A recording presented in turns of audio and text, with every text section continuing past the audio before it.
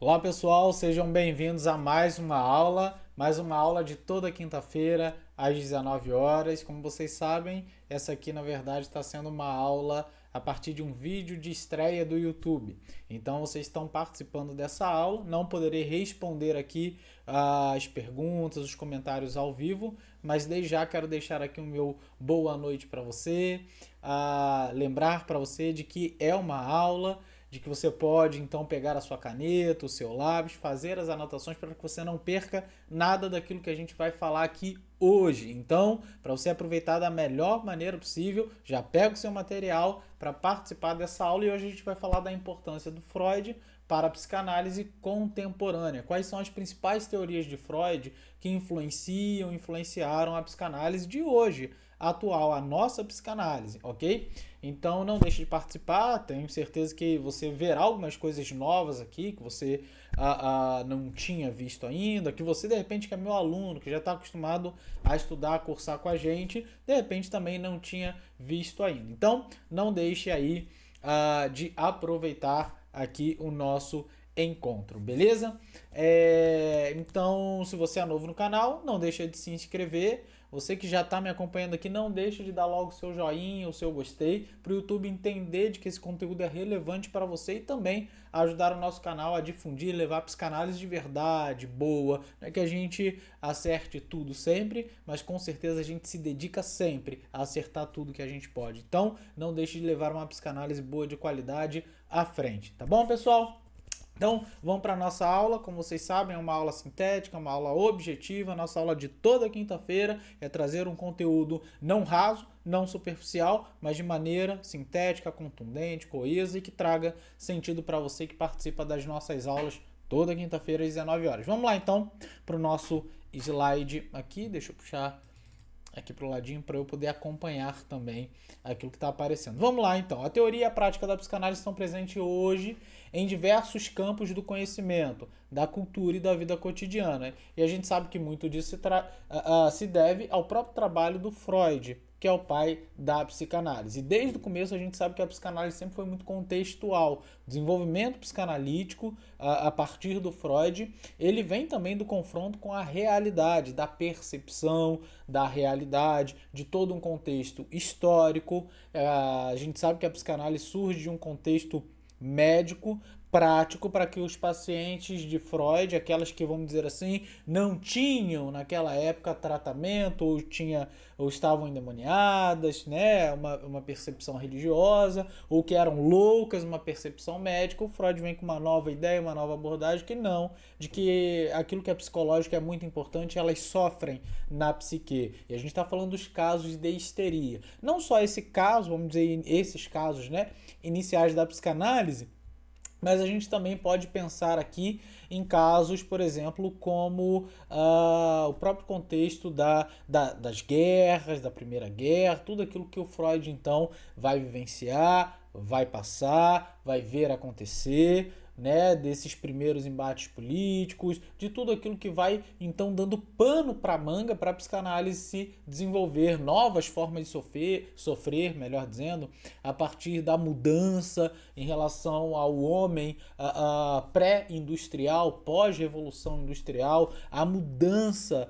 vamos dizer assim, da cosmovisão cultural do mundo, social do mundo, com radicais mudanças. Então, a psicanálise, nisso tudo, ela foi influenciada e influencia até hoje. Então, vamos descer aqui um pouquinho para a gente ver quais são os principais conceitos freudianos. Eu trouxe aqui alguns, vamos dizer assim, que são mais difundidos, que é a noção da psicodinâmica, né, da nossa estrutura, que é o id, o ego e o superego. São as três instâncias da personalidade humana. É aquilo que a gente chama de instintivo, né, o pulsional, o racional e o moral. Até hoje, você faz psicopedagogia, você faz filosofia, você faz várias matérias, vários cursos hoje que abordam essa noção da nossa psicodinâmica estrutural, né, que diz respeito justamente ao equilíbrio, a forma da nossa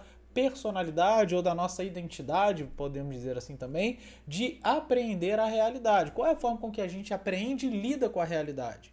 de que forma a gente percebe o mundo. Então existe uma estrutura, no caso essa dinâmica, para poder então fazer todo esse trabalho. Um trabalho que diz respeito, por exemplo, ao desejo enquanto seres pulsionais, esse movimento, aquela busca pela satisfação, evitando, né, o desprazer. Por outro lado, a gente não pode ser apenas seres que desejam, vamos dizer assim, numa perspectiva freudiana, tá, gente? Para os meus alunos que já estão acostumados e acostumando com Lacan, fiquem tranquilos, numa perspectiva freudiana, então a gente sabe que o nosso desejo, vamos dizer assim, ele não pode ser um desejo desenfreado. Então a gente tem um livro de 1914 do Freud, Introdução ao Narcisismo, e a gente vai ver a construção do eu a partir dessa dinâmica. Então o que vem do id, o que sobra dele, sobra como aquilo que a gente precisa lidar com a realidade. Então há um momento de construção do nosso eu enquanto identidade, enquanto indivíduo. Então o ego, ele é esse princípio fundamental que lida com a realidade, enquanto o id é o princípio do prazer e o reservatório das nossas pulsões.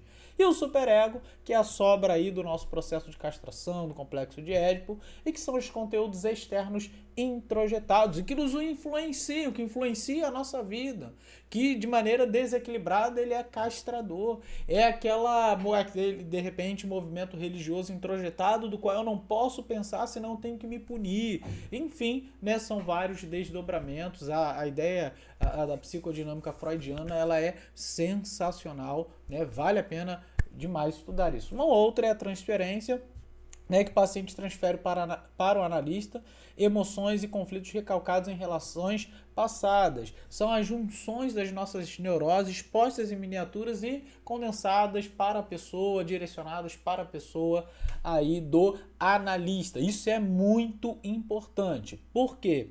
Porque é nessa relação transferencial que se constrói uma relação analítica. Então, esse depósito, ele provoca para o paciente a imagem de alguém que pode, vamos dizer assim, resolver o problema do próprio paciente. É claro que isso tem desdobramentos, o analista ele não trabalha, ele começa pela transferência, mas o objetivo, inclusive, da análise é superar esse movimento transferencial. Agora você vê como facilita se eu disser uma coisa muito simples aqui. Você já teve professor que você gostava muito, certo? E provavelmente o professor que você mais gostava era a matéria que você melhor desempenhava. Sabe por quê? Porque a sua relação ali não era apenas uma relação estudantil, acadêmica, mas também era uma relação afetiva. Tanto é que o professor que você mais odiava, posso dizer isso, ou que você realmente não gostava, era o professor que com certeza você menos desempenhava naquela matéria. Então vale a pena a gente lembrar disso. Bom, a relação analítica é construída a partir dessa dinâmica afetiva também. Tá? Então, professor, para eu fazer análise é importante que eu tenha, que seja desenvolvido uma espécie de laço com esse analista? Sim. Caramba, então é um laço afetivo parental? Não, é uma relação única que o analista irá conduzir da melhor maneira para que a análise seja feita como ela deve ser, tá bom? Não é qualquer tipo de relação, não. Um outro conceito foi o inconsciente. A parte da mente que contém memórias e fantasias reprimidas e que influenciam nossos pensamentos e comportamentos. É aquilo que diz respeito à nossa camada psíquica mais extensa. É aquilo que diz respeito àquilo que nos atravessa, que fala sobre o nosso desejo, que fala sobre os nossos traumas, que tem uma gramática própria, que é condensação, deslocamento, tem uma força autônoma, é separado da consciência, é um grupo psíquico completamente separado, mas que atravessa a nossa vida, rompe a barreira da censura e versa sobre o nosso desejo. Inclusive, Freud vai dizer que os sonhos são a representação alucinada do nosso desejo. Logo, essas metáforas oníricas, ou seja, do sonho, do mundo dos sonhos, são metáforas que dizem respeito ao nosso desejo, aos nossos traumas, como restos diurnos, né? Também da nossa vida cotidiana, mas também daquilo que precisa ser visto, ser trabalhado. Uma outra noção, uma noção desenvolvida um pouco mais tardia, mas que foi tão assim difundida na psicanálise, percebida de uma maneira tão importante, que hoje praticamente as noções psicanalíticas estão orbitando esse conceito. Não completamente, mas ele é muito importante, que é o de complexo de Édipo. Há nuances, né, porque é uma releitura do Lacan em relação ao complexo de Édipo, que faz todo sentido, mas em princípio também, o complexo de Édipo parte do Freud e ensina e mostra muita coisa pra gente em relação ao drama parental infantil, a como que a gente constrói a nossa identidade, não só a identidade, também enquanto identidade de gênero, entre outras questões que vão se desencadear enquanto as nossas estruturas neurótica, psicótica e perversa. Então, o complexo de Édipo diz respeito ao desejo inconsciente de toda criança de possuir sexualmente o genitor do sexo oposto e de eliminar o genitor do mesmo sexo. É claro que isso aqui é uma síntese, porque você sabe que não é isso completamente nem diretamente, né? Há aí uma nuance em relação ao detalhe, em relação a como que o menino é separado e distanciado da mãe na narrativa mitológica freudiana, assim como a menina é separada, né, e afastada da mãe para desejar o pai, enquanto o menino, vamos dizer assim, teoricamente desejaria uma outra mãe ou uma outra mulher, beleza? Mas só estou apresentando aqui os conceitos, não é o momento de aprofundá-los, para trazer a contribuição de Freud para a psicanálise contemporânea. Então, Freud tem pelo menos 3 contribuições importantíssimas. Primeiro, a terapia analítica. A psicanálise é uma das principais teorias para o tratamento de diversas condições da saúde mental. Realmente se pensava que a psicanálise é só para adulto. Depois a gente descobriu o caso do pequeno Hans, o próprio Freud. Não, psicanálise também é para criança, né, o lúdico. Bom, e a gente já hoje tem a psicanálise para idosos. Psicanálise é para qualquer pessoa, tá? Que, vamos dizer, já possa de alguma maneira manifestar as suas inscrições, a sua construção simbólica, tá? Estudos sobre a sexualidade. Freud foi pioneiro nos estudos da sexualidade humana. E quando eu digo sobre sexualidade aqui, não estou falando sobre genitália, sobre coito, estou falando sobre economia do prazer, tá? O que abriu novas perspectivas para a compreensão do comportamento humano. Está falando sobre desejo, ok? Teoria do inconsciente. A teoria do inconsciente de Freud influenciou muito os outros campos do conhecimento, como a literatura, a arte, a filosofia, né? De um modo geral, a gente pode dizer que a psicanálise influencia praticamente todas as áreas hoje em dia. Porque se você fala da área da aprendizagem, você fala sobre aquilo que te limita em relação à aprendizagem. E aí você pensa na aprendizagem não só com uma exposição de métodos para, vamos dizer assim, a possibilidade de trazer o sujeito para a compreensão. Não, você vai entender de que há limitações que precisam ser trabalhadas que dizem respeito ao drama parental infantil, por exemplo. Então existem muitas coisas aí que, por conta da psicanálise, hoje é vista. Uma coisa que eu estava falando, inclusive, hoje, com uma pessoa, no caso aí ontem, né, com uma pessoa, algumas pessoas na verdade, foi mostrando de que Freud ele foi pioneiro no assunto de que isso é psicológico, importa, né? Porque a gente tinha uma mania de dizer, ainda tem, né? Muito forte. Isso é psicológico. Tá assim, não, isso é psicológico, fica tranquilo. Pera aí, mas se é psicológico é muito. Psicológico pode levar a condições fóbicas, histéricas, obsessivas, né? Se é psicológico, pode somatizar, né? O aspecto somatoforme da condição psíquica, alopécia, psoríase, diabetes, gatilho para um monte de retocolite ulcerativa, lúpus, gatilho para o câncer, enfim.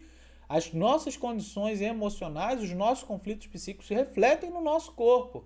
Isso é muito claro pra gente já, né? Então Freud é pioneiro, inclusive, em falar, não, isso foi com as histéricas. A vida psicológica importa tanto que olha como está atingindo as pessoas, o corpo das pessoas, a vida das pessoas. Perfeito? Então, qual é o legado do Freud na atualidade? Os principais, né? Estudos sobre a neurose, ainda hoje a psicanálise é uma, se não a abordagem mais utilizada para o tratamento da neurose, lógico, né? A psicanálise nasce tratando neurótico, inclusive nasce da prática para a teoria, não da teoria para a prática. A psicologia transpessoal, que surgiu como uma reação aos limites práticos e teóricos da abordagem, inclusive freudiana, ok? Ele influenciou até como uma espécie de... A gente tem a Gestalt, a gente tem a psicologia transpessoal, a psicologia analítica e por aí vai, né? Tudo crescendo a partir, vamos dizer assim, da construção e do desenvolvimento da psicanálise. Filosofia e literatura. As ideias de Freud influenciaram profundamente autores e filósofos do século XX, como Michel Foucault, Jacques Lacan, né, entre muitos outros bons psicanalistas, filósofos, teóricos em tantas outras áreas. Tá? As contribuições, então, da psicanálise para a atualidade. Em primeiro lugar, teoria das relações objetais, que é uma das inovações mais influentes da psicanálise contemporânea, que ela vai enfatizar a importância dos relacionamentos interpessoais para a saúde mental, ou na saúde mental. É claro que isso você vê em Luta e Melancolia, quando Freud lança a noção de objeto sensacional, um livro pequenininho e monstruoso, onde ele vai trazer a ideia da perda em relação ao objeto perdido. Então não passa apenas a perda estar ligada a uma pessoa, objetivamente falando, mas a um objeto que, vamos dizer assim, é receptáculo da nossa carga afetiva. Logo, se esse objeto não se faz presente, pode ser que a nossa carga afetiva, tenha que ser redistribuída, isso leva tempo, dói, é conflitivo, causa saudade, e 2, né, pode ser qualquer coisa, e 3, né, vamos botar aí, também pode ser que isso não seja resolvido, e aí do luto à melancolia. Há desdobramentos que vocês precisam estudar. Teoria cognitivo-comportamental, abordagem mais difundida e importante da psicologia, que nasce, né, com Wundt. Terapia cognitiva comportamental, uma abordagem que combina técnicas da psicanálise e da terapia comportamental para o tratamento de diversas patologias. É um pouco conflitivo, tá, gente? Mas não vou entrar nessas coisas aqui, nessas nuances, não. Psicologia analítica é uma escola da psicologia que se baseia na obra de Carl Gustav Jung, que foi discípulo e inicialmente colaborador de Freud. Então, antes que alguém venha investir tempo em perder tempo, eu sei que o Jung não era discípulo, essa não é a melhor palavra. Poxa, mas o Jung aprendeu com Freud muita coisa. O Jung já lia a psicanálise, o Jung encontra o Freud, conversa no mesmo dia durante 13 horas seguidas, fazem viagens juntos, fundam a Escola Internacional de Psicanálise, enfim, a Sociedade Internacional, enfim, eles fazem muitas coisas juntos. Jung não era um discípulo como um filósofo do mundo antigo que pega a criança e vai cuidando e fazendo com que ela se desenvolva até o fim ali com ele. Não, nada a ver. Mas é uma forma de dizer. Por quê? Porque o pai da psicanálise era o Freud. O Freud vai chamar, inclusive o Jung, na época, né, antes deles romperem por causa da libido, de príncipe da psicanálise. Claro que o Freud tinha umas articulações políticas aí nesse sentido, mas enfim, príncipe da psicanálise. Entende? Então, poxa, a gente pode dizer discípulo, né? Um dia desses vieram aí no Instagram, porque ele não é discípulo. Pô, caramba, eu fico imaginando, não tem nada para fazer, um livro para ler, nada, uma casa para varrer, vai investir tempo dizendo ele não era discípulo, né? Desculpa o desabafo, gente, mas, poxa, se você investe tempo fazendo isso. Teve uma outra que veio falar, Jung nunca citou isso. Falei, não, mas nunca citou, mas ele diz em outras palavras, cada palavra que está sendo dita aqui, qual é o problema? O que muda na sua vida? Mas tem isso, gente. Tem isso. Quem é, só não seja você que está aqui comigo, fazendo aula, pessoa leve, a pessoa que quer aprender, a pessoa que quer crescer e não se preocupar com a vida alheia. Se você quer contribuir com algo, contribua de maneira ética e construtiva. Aí vale a pena. A psicanálise na cultura e na arte. Então, para a gente poder caminhar aqui para o fim, a psicanálise, ela influencia sobre diversos movimentos artísticos e culturais voltados para a exploração do próprio eu. A gente vai sair um videozinho logo no Insta falando sobre autoconhecimento. Vocês vão ver essa questão de que o autoconhecimento não diz respeito só ao fato de se conhecer, tá? Mas a dinâmica do autoconhecimento, a possibilidade da frustração, as ferramentas que a gente precisa desenvolver para não só se conhecer, mas saber o que fazer com isso, enfim. né? Autorreflexão. A busca por autoconhecimento e autorreflexão é uma abordagem da vida que tem suas raízes, inclusive na psicanálise. Então vocês estão vendo coisas, nuances, detalhezinhos que vocês talvez assim, nossa, isso é tão simples e isso nasce com a psicanálise. Isso, gente, isso. A psicanálise, em termos psicológicos, é uma virada de chave no mundo, na história. Tá? A vida psicológica é dividida entre antes da psicanálise e depois da psicanálise, tá, gente? De nenhuma outra matéria, tá? Inclusive, é da psicanálise. É antes de Freud e da psicanálise e depois de Freud. O mundo psíquico ganha a força que ele ganha por causa disso, por causa dele, por causa da psicanálise, tá bom? E o próprio surrealismo esse movimento artístico foi fortemente influenciado pelas ideias de Freud acerca da interpretação de sonhos e do próprio inconsciente. Movimento esse que influenciou fortemente Lacan na entrada dele na psicanálise e a releitura que ele vai fazer, inclusive, do Freud e como que ele vai interpretar e reelaborar conceitos, tá bom? Inclusive da teoria do tempo na psicanálise, entendeu? Então isso tudo vai mudar e vai influenciar fortemente a nossa psicanálise hoje. Cinema, os filmes de diversos cineastas, como David Lynch, Lars von Trier, são frequentemente analisados, inclusive, sob a ótica psicanalítica, beleza? Então a gente tem não só esses, mas vários outros que podem ser. A psicanálise na política e na sociedade, para terminar. Então a gente tem a teoria crítica, que são as ideias de Freud que inspiraram o movimento da teoria crítica, que utilizava a psicanálise para criticar a sociedade e a cultura. Aqui um ponto. A psicanálise crítica não é a psicanálise ideológica, porque a psicanálise ela é apolítica. Então a crítica à sociedade, a crítica à cultura é uma percepção e leitura a partir de uma perspectiva da construção do sujeito, enquanto indivíduo e enquanto sujeito. Beleza? Então a gente tem que tomar muito cuidado. Da história da ciência. As teorias de Freud também influenciaram áreas como a história da ciência e a sociologia do conhecimento. A diversidade sexual. A psicanálise ajudou a problematizar as questões ligadas à diversidade sexual e de gênero.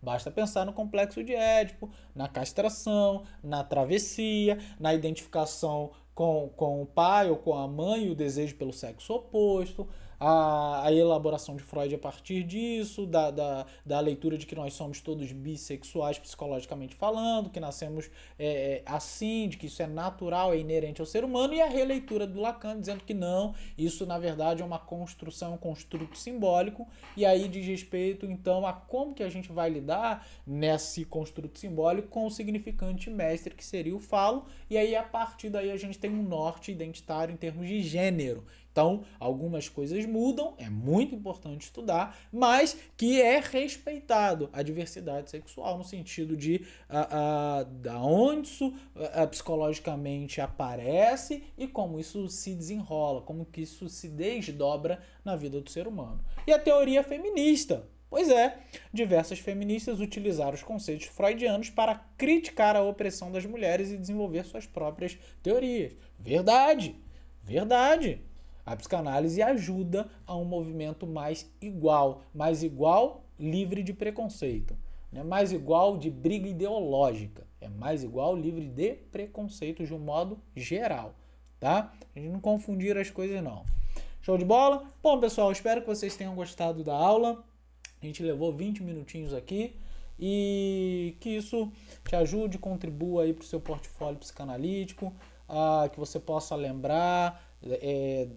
Essa aula vai ficar aqui disponível para vocês durante um tempo, então vocês possam lembrar aí a influência da psicanálise na política, na sociedade, na cultura, o legado deixado, tudo que vem depois da psicanálise que eu trouxe aqui, que não era antes da psicanálise, não é que não existia, só não era visto como é hoje. Então hoje nós vivemos uma psicanálise, na verdade hoje a gente vive, por conta das contribuições teóricas da psicanálise, do Freud, a gente vive hoje com uma certa importância psicológica da psique, do sofrimento na alma, né, traduzido hoje por mente, justamente porque o Freud propôs teorias que pudessem, então, falar sobre um sofrimento que muitas vezes somatoforme atingiu o corpo, mas que vem da alma, Então isso diz respeito ao Freud, à psicanálise, não é apologia aqui a isso, mas para vocês entenderem de que a psicanálise é um grande divisor de águas e que vale a pena estudar cada uma dessas transformações na sociedade e na cultura por conta da psicanálise. Então a psicanálise é uma grande contribuição para a nossa vida contemporânea. Inclusive está sendo contribuição para os próprios críticos da pós-modernidade, tá? Os críticos pós-modernos. Depois vocês podem dar uma procurada em relação a isso. Espero que vocês tenham gostado.